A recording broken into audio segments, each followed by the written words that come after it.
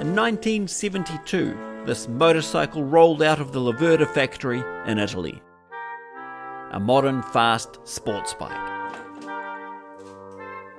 Then in the early 80s, my uncle pulled the bike apart to fix something. We don't know what, but we know that there was a part that he couldn't get to put the bike back together again. And so it sat and became less of a priority as time moved on. And 40 odd years later, I pulled it out of the barn.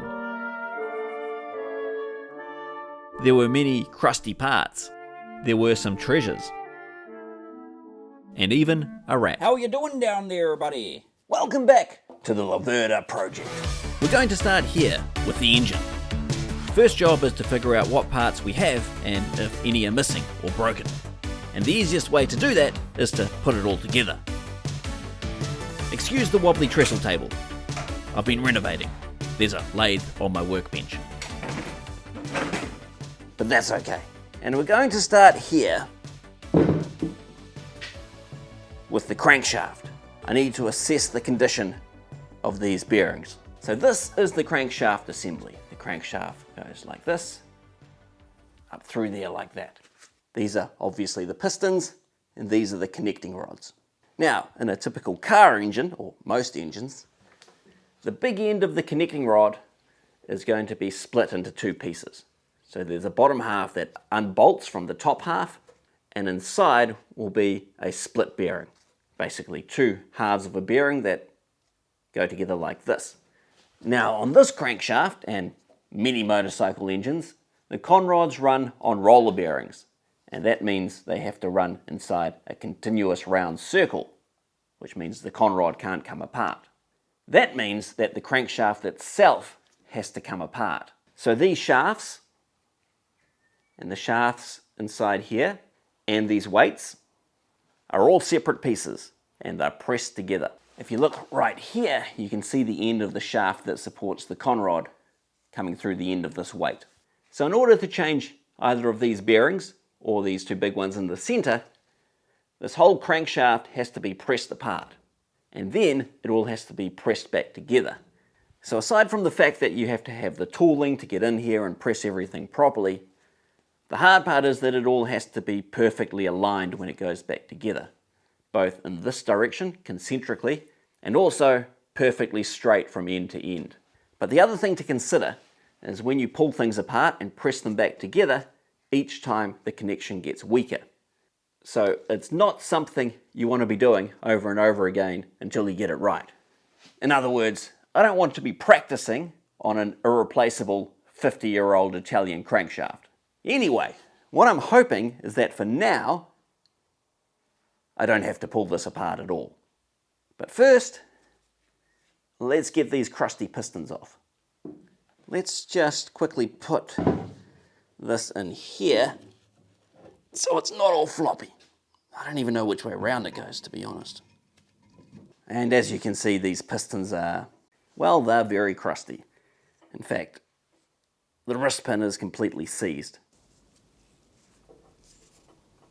That's going to be a problem, isn't it? Let's try and press them out. I haven't used heat yet. We can do that. Let's see if we can just get it moving first. I think these should be a sliding fit.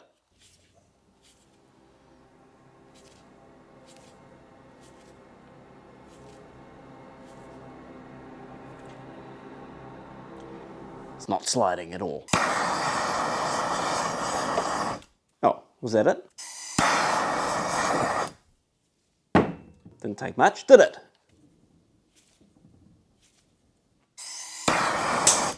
Problem is, I'm running out of travel. It's not exactly going to come out with finger pressure. Okay, I've upgraded to a piece of wood with a hole in it, so let's see how that goes. It's tight, but it's moving. This was a bit of a nightmare. Pressure, heat, pressure, heat. Getting the first piston off took about 2 hours. Hey. But that was nothing compared to the second piston. Just leave that under pressure for a minute. I don't want to put too much heat into anything. Now, I was half expecting the piston to snap in half, But there's no way around this. The piston has to come off one way or another. Or maybe the clamp was going to snap, because I could see the clamp bending a lot, and I still couldn't put enough pressure on it to get anything moving. In the end, I welded a nut onto the end of the clamp, and we got her done.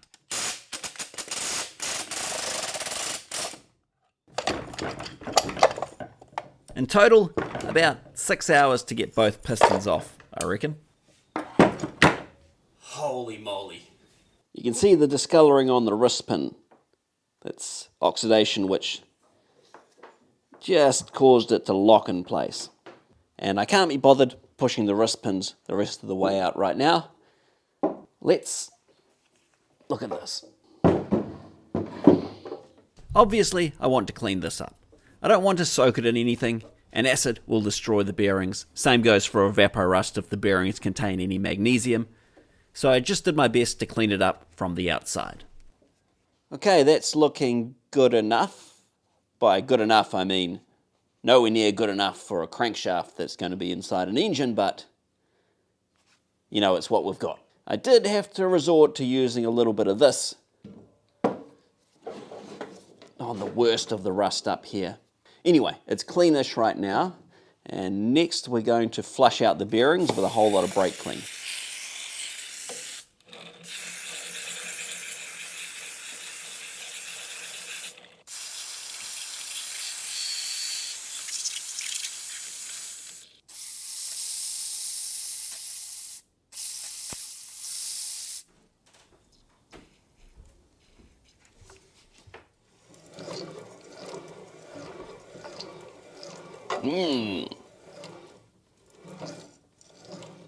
Smoothish. Alright, so now we're going to measure a couple of things to try and check the bearings in the big end of the conrods. These conrods, they have some side-to-side play in the crankshaft, and that is by design. Now what we are looking for is a maximum of 0.35 millimeters. And that won't go in, so that's good. And it won't go in, so that's good. Okay, we'll try 13. Nope. Okay, 13 goes in, which is 0.33. 10. 10 goes in. So our end float is 0.25 and 0.33 millimeters, and the maximum is 0.35, so that is fine. Okay, so this is not an official number that we need or anything. Okay, I'll push it over this side, push it over this side. What's that? About 25, which is about half a millimeter. Now, I don't have an official number to compare that to, but I think half a millimeter is fine. It shows that the bearing at least isn't chewed out or anything like that. Okay, so what we're checking for now is the actual, I guess you would say, up and down movement in the bearing. Now, the maximum should be 0.06 millimeters, which is about 2.5 thou. Let's see. So if I push up, down,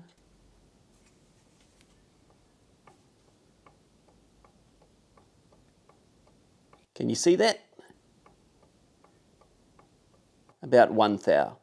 Okay, let's check the other side. Okay, floppiness.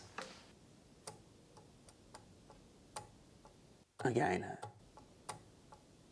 a bit over 20. Oops. Put it on 0 for your viewing pleasure. About the same, about 1.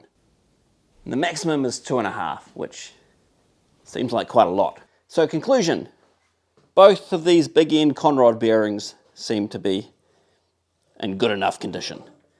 Now, to be clear, if you're restoring a bike, rebuilding your dream motorcycle engine, you're replacing the bearings, okay?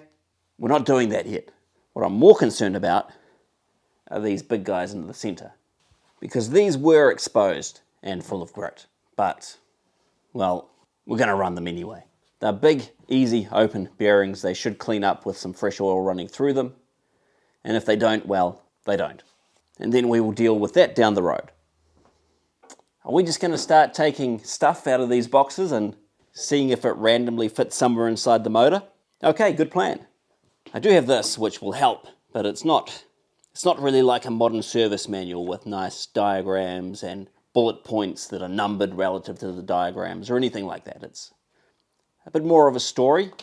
In fact, it's a repair and tune-up guide. Full credit to this guy who took it upon himself to make a service manual. And this is in period, by the way. So this is from, oh look, it cost $12.50. This is from, when is this from? I don't know, it's the first edition, I believe. 1979. I think let's first look for these things, half moon things that go into these slots which hold everything in position. They should be pretty easy to find. Here's one in here. And originally, if you remember, Bruce had these stored in a whole lot of little plastic containers, and some of them had writing on them, and I transferred that writing to here as best I could. So this one says, main shaft, sprockets end. Okay, so I'm guessing main shaft. Okay, we'll put it in there. All right, confidence is high. Here's some more of them. Oh yeah, okay. All right, I'll put that there for now. I believe this goes in this groove here.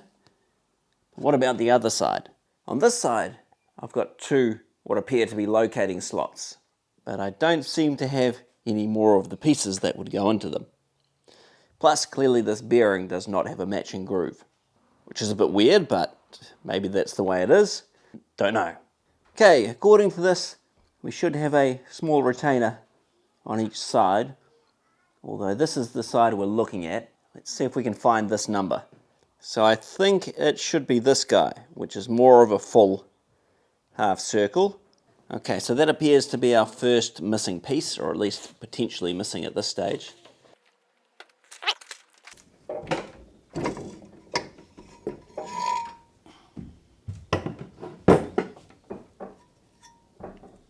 There you go. In fact, does anything else go under here? I think yes, I think there are a couple of baffle plates. Aha!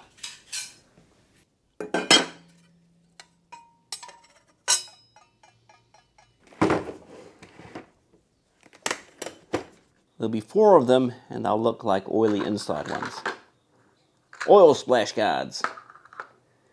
Good job, Bruce. Okay.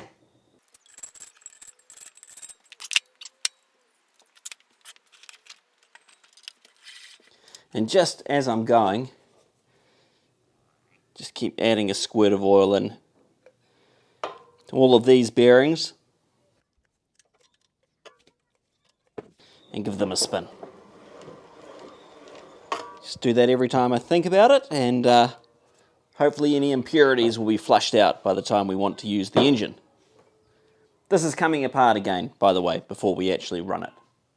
Next job. I don't know, what should we look for next? All right, so back here is the gear selector thing. I don't know what motorcycle parts are called. This is the thing that does the gear changing. And there is a broken piece of plastic hanging off the back of it. Here's some more that came off earlier. Don't have anything else to add. I've got no idea what that is. What is that? It appears to be a stuck piece of plastic that has nothing to do with anything. No, it's bolted in there. Why? Somebody has been in there. I'm wondering if somebody put this in here to reduce clunking, or I don't know. Maybe we'll figure it out as we go along. This pile of stuff has to go in here somehow. And I think this is the extremely crusty shaft that it rides on. You can see, look at that pitting. Oof. So I think I'll remake this. It's just a piece of metal with a couple of holes drilled in it. Let's not put it all the way in.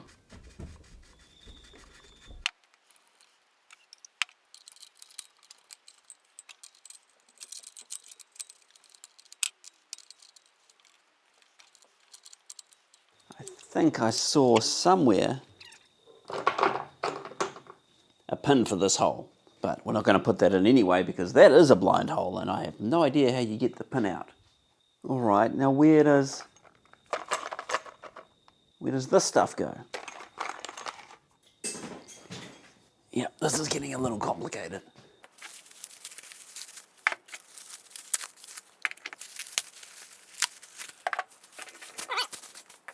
So this, I think, is going to be our main shaft.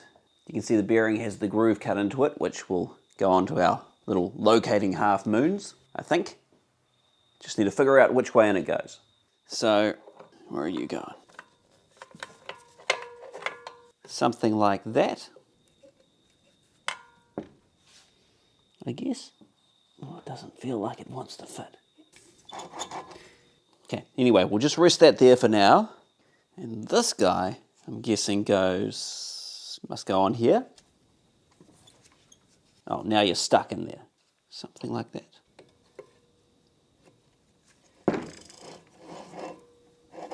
I think this assembly here goes in here. Okay, so apart from a circlip, I think that is the complete main shaft.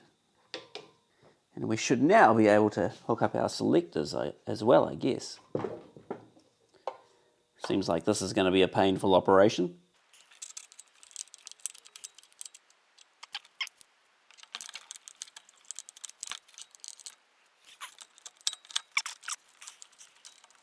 Hang on. Does this go somewhere completely different? You're over there, maybe? Anyway, that's the main shaft in. Now the end of the main shaft is in poor condition. You can see rust has destroyed the surface. And that is a bearing surface, so it has to be repaired, which is possible, or the main shaft has to be replaced. And the lay shaft, I haven't actually pulled this apart, so we can just drop this straight in. Apparently we're missing a bearing, but let's see what happens.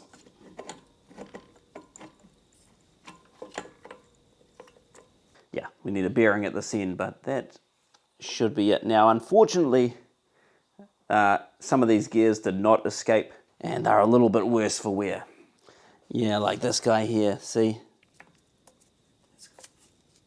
It's kind of crusty. The problem with gear teeth is that once that top hard layer is compromised, they tend to tear apart really easily. Like chips will come out of them. So, yeah. Well, it's the next morning and I found the other bearing sitting in the bottom of one of the boxes. So now we have spinning transmission. It does transmission-y stuff. I think this is the stuff that goes in here. Yep. I do not have a picture of this area. See, here I have the parts diagram, right? So I can see how this part goes back together in itself, but I don't have any pictures that show how it goes together with everything else, if that makes sense. And I do have photos like this in the book, but as you can see, this photo is from the outside. You see, we've got this gear down in here, which is connected to this selector drum thing. And this connects to the foot selector stick, whatever it's called. But that's not going in there. Let's find this cover. It's this big thing here. Okay. I think that's the clicky bit. Must go in here. Something like this. Aha. Yes, this engages with the gear in here. Okay. Alright, I think I've got it figured out. But first of all, Bruce scratched his name into some of these castings. So if you steal my Laverda, I will look for you. I will find you. And I will remove the covers and double check. So this guy, which has these pegs in it, which I guess are the clickety clicks when you change gear, goes into this hole, and this engages with the actual selector drum thing. Okay, I think that's right. And then this must go in here.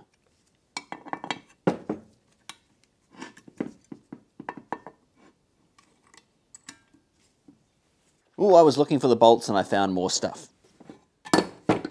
Side cover plus gear change. All right. So I guess we use all of this. I think let's assume that everything goes on the outside and we'll put the cover on first. Now, this should go in here. Now we've got this dinosaur claw. Can you just... something like that. Put that back on before we forget. And there must be the spring somehow. Okay, I see. Yeah, I can see the wear marks in here. That's about where it was. We don't have any gear change though. Why don't we have gear change? Oh, I see. Hey! 1, 2, 3, 4. I don't know, something like that. Let's take this back off quickly and finish up whatever goes in behind here, which I think is just this sprocket. Can you just slide on there?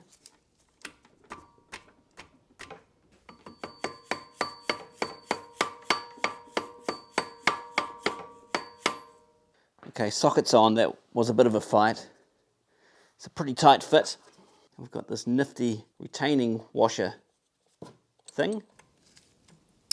I can see someone else has tappity-tapped this in the past.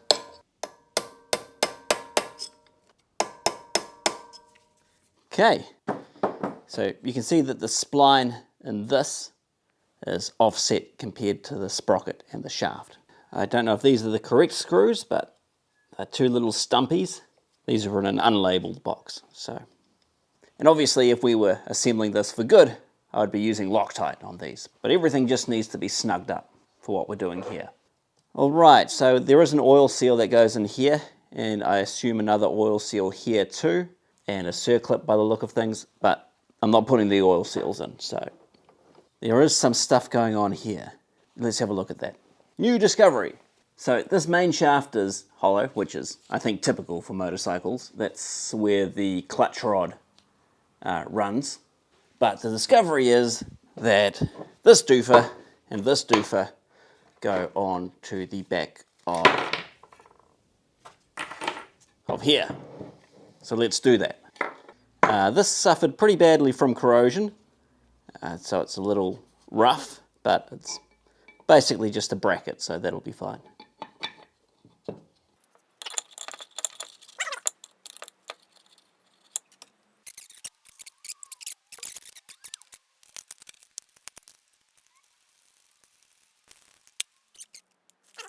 I do have new old stock bearings for the entire motor. Not the internal crank bearings, but I think everything else is here. Which is good because the larger bearings are not modern sizes, although I think they are still available. But anyway, it's good that we have them.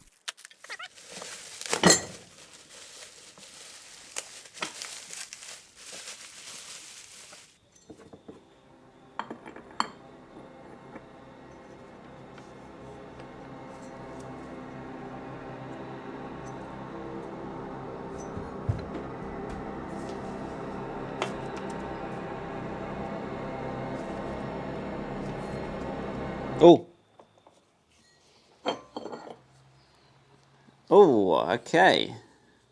Look here, it's chipped. And it's no longer flat. So that is not going to work because this is the surface that the clutch plate's right against. And here, I think we have solved the mystery of this bike.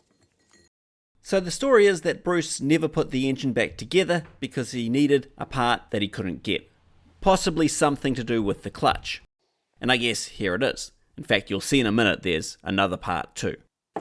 And here's the thing. This spline is ridiculously tight. I know I'm only tapping it gently on video, but I played around for a while, and there's no way this clutch is going onto this spline without a big press. I think there's a slight error in the machining tolerance, because I can't find any mention of this spline being a problem anywhere on forums or in the manual or anywhere else. So I'm assuming that this one is an anomaly.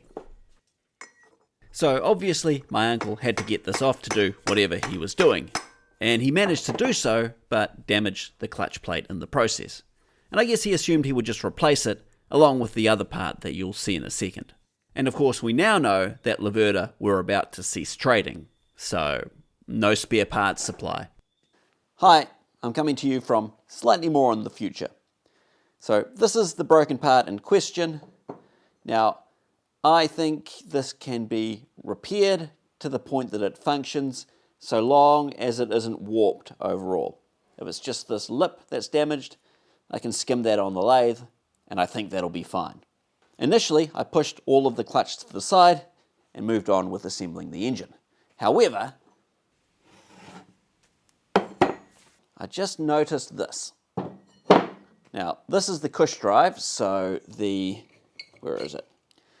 The chain sits on here like this, and as you slam the bike through the gears, these little rubber circles take up some of the impact. When this left the factory, this cover plate sat on here, and this was riveted through into the aluminium underneath. Now, in order to replace these rubbers, you grind off the rivets and pull everything apart. In 2026, with the benefit of forums and things, you can read about how to do this stuff.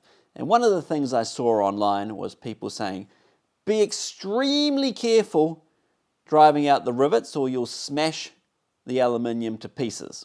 And unfortunately, that is what has happened here. In fact, most of these little aluminium standoffs have been fractured. There, you can see cracked. And they've been glued back together. So, this is buggered. The bike may have been ridden like this for quite some time. At 39,000 miles, it's likely the rubbers had been replaced earlier. But in any case, this is a classic bike now. We're going to fix this properly. Now, the good news is that the guy in Germany, Laverda Paradise, I think he calls his business, does have new ones of these available. The only problem is that this part is 400 euros. This part, I think it was about 800. I have no idea how much that is in dollars, especially by the time it gets all the way to me with shipping and import fees and taxes and things. Yeah, we're not doing that. So I think I have a method to repair this. We'll see.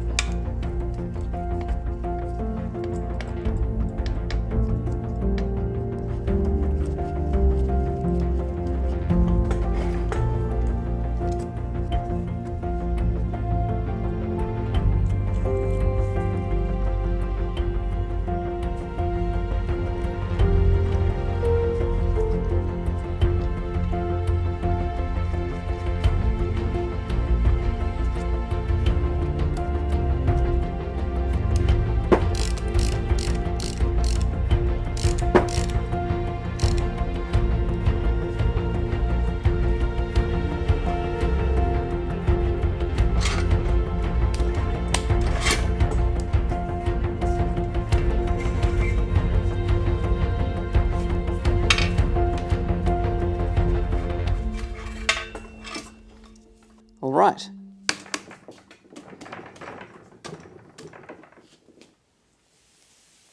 Like it was meant to be.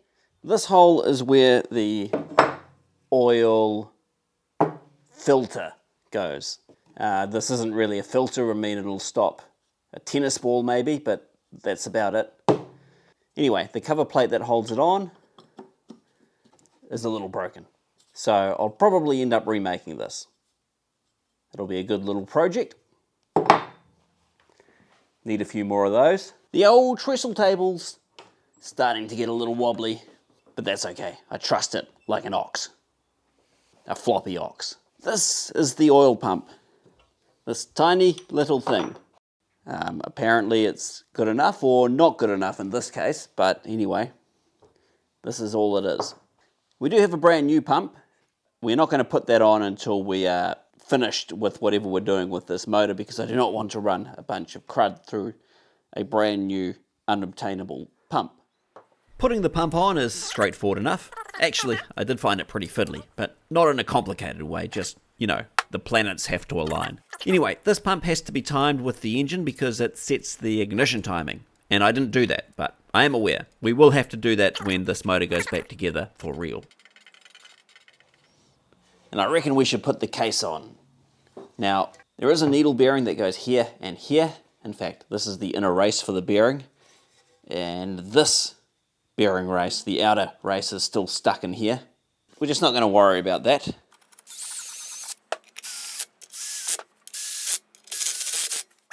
Alright, let's figure out what goes in this hole. I don't actually recall seeing anything that goes in here. Well, minor major problem. I don't have any of this. Here's a picture of what's supposed to be in there, and I don't think I have any of that. So I assume that whatever box that was all put in together has disappeared to time. I'm sure it's nothing important.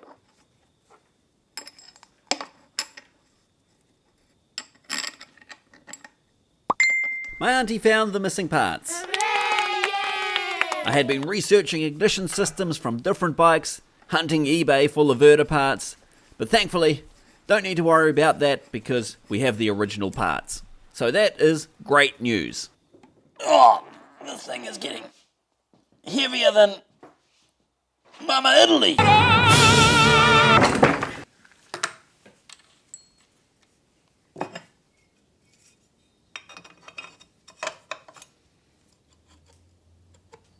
Well, I'm not going to hang the alternator, actually I think it's a dynamo, off the side of the motor just for the fun of it. It's just a big heavy lump. And otherwise I think the bottom end is complete. Apart from the parts we don't have, or are broken. You know what I mean, we're done here. Now, I'm going to shortcut this part because things got out of hand and I didn't video the relevant action anyway. The intention was to take the rings off, measure the pistons and cylinders. Well, the rings didn't come off easy, they were rusted in place. I ended up breaking off bits of ring that were sticking out and then using the broken bits like a punch to chisel out the rest. It took a couple of hours, but I did manage to get every last bit of piston ring out without damaging the pistons themselves. As for the cylinders, I don't have a bore gauge and I thought we might be able to take measurements with a telescoping gauge. But telescoping gauges are not really repeatable when you're measuring within 1 or 2/100ths of a millimetre. So I dropped the cylinders down at my engine machinist and the pistons, and he's going to measure everything for me. The good news is that he thought the pistons in themselves were completely fine to use. There is this little dent, but he didn't think that would affect anything at all.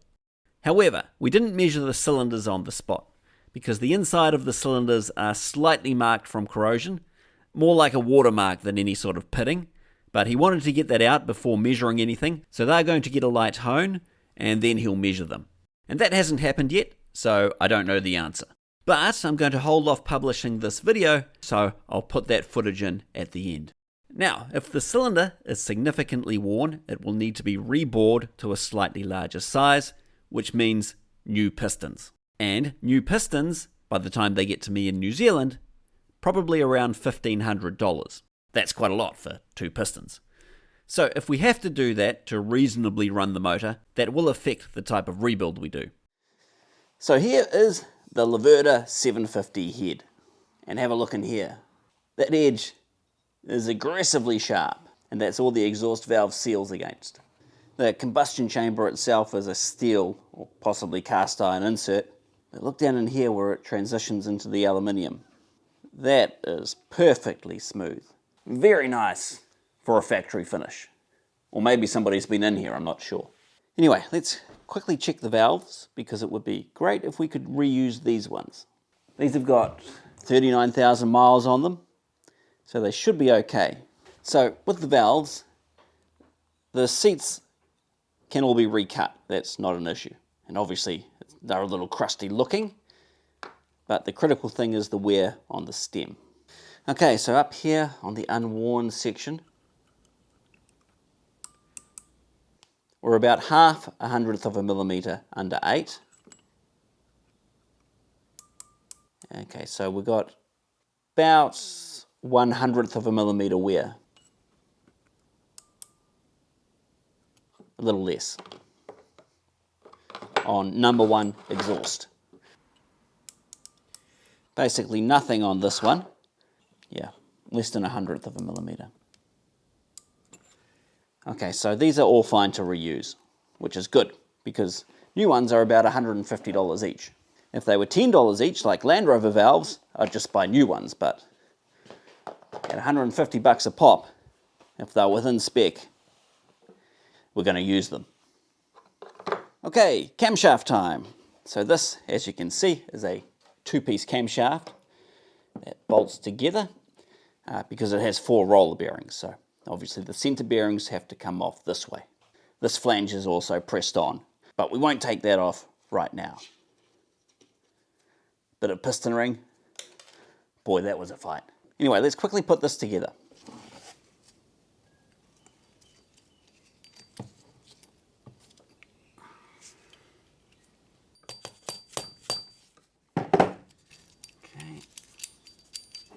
For what we're doing now, that doesn't have to be perfectly tight. And then nuts on the other side.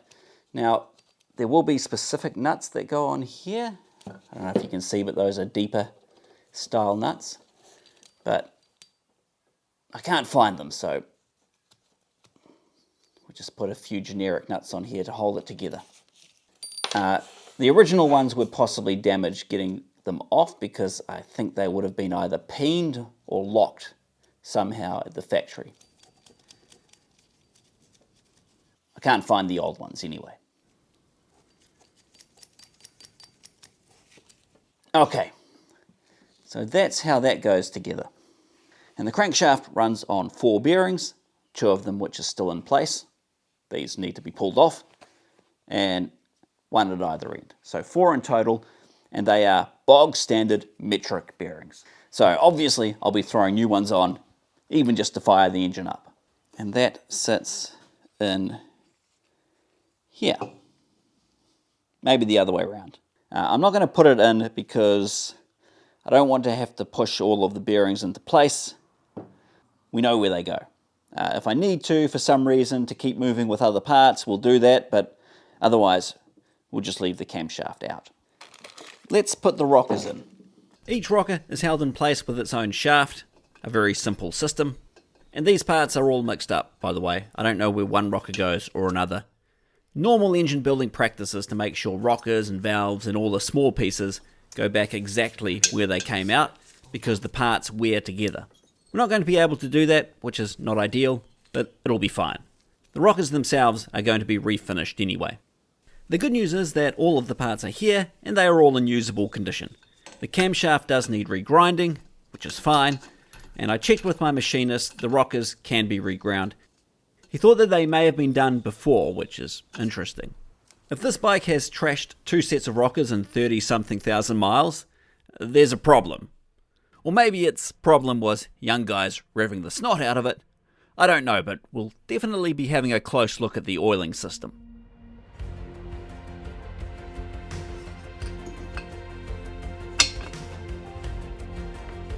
And there we are, that's the engine mocked up, back together.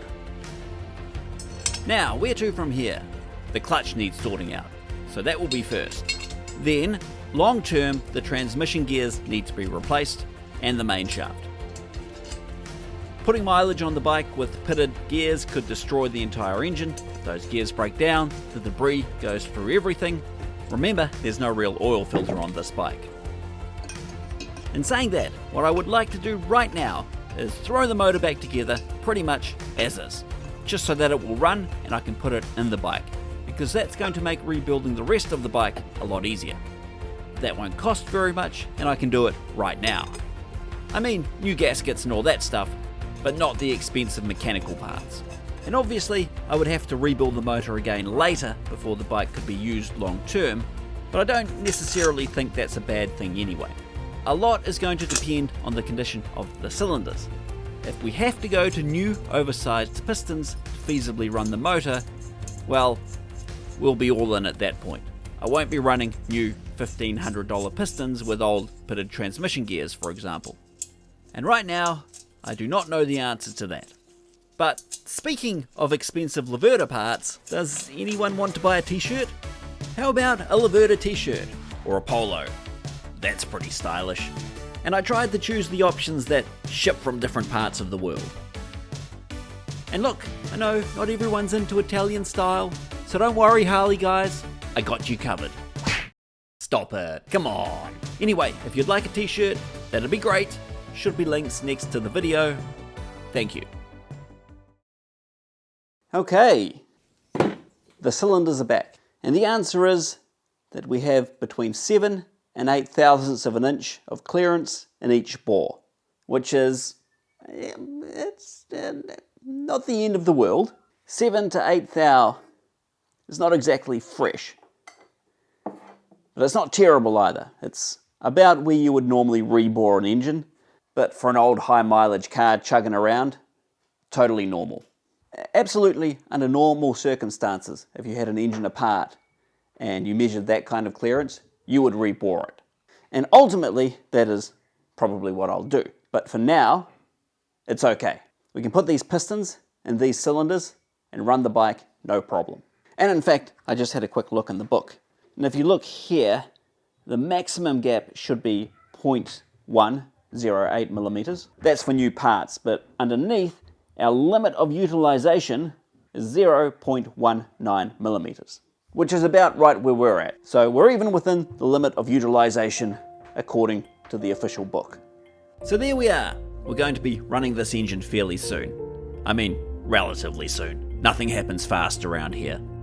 Anyway, thank you guys, and thank you to those of you who directly contribute either through Patreon or YouTube members or by buying a chart or now t-shirts. Thank you. The next video will be on my other channel because someone wants this, so I've got to hurry up and get it finished.